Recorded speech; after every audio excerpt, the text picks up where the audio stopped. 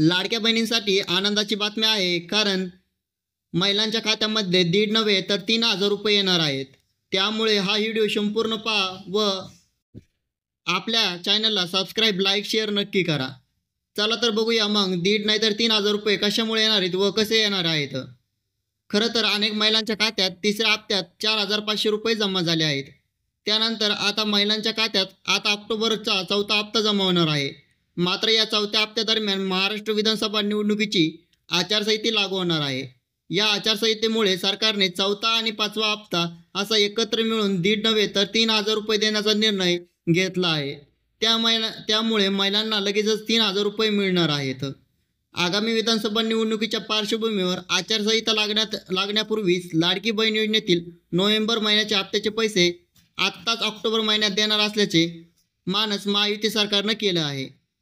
त्यामुळे लाडक्या बहिणींची दिवाळी ही ऑक्टोबरला साजरी होणार असून भाऊबीजेच्या ओवाळणीचे पैसे काही दिवसातच मिळणार असल्याचं राज्य सरकारनं घोषित केलेलं आहे. तसंच जी.आर.सुद्धा काढलेला आहे.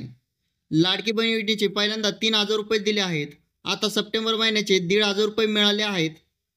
बहिणींनी काळजी करू नये, कारण ऑक्टोबर आणि नोव्हेंबर महिन्याचे पैसे 10 ऑक्टोबरच्या आधी भाऊबीजेची ओवाळणी बहिणींच्या खात्यात जमा होणार आहे.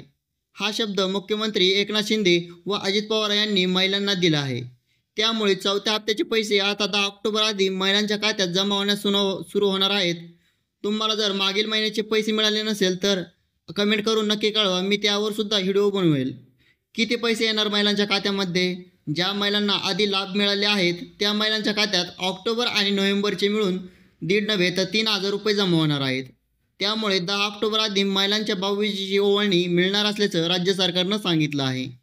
ज्या महिलांना आधीच्या महिन्यांचा लाभ मिळाला नाही त्यांना त्या महिन्यांचे मिळून पैसे मिळणार आहेत. आणि ज्या महिलांनी सप्टेंबर महिन्यापासून अर्ज करायला सुरुवात केली आहे त्यांना सप्टेंबरपासून अनुक्रमे पैसे मिळतील आहे, असे राज्य सरकारनं सांगितलं आहे. जसे या महिलांना सप्टेंबरचा लाभ मिळाला नसेल त्यांना आता ऑक्टोबर आणि नोव्हेंबरचं मिळून 3,000 रुपये खात्यात येणार आहेत.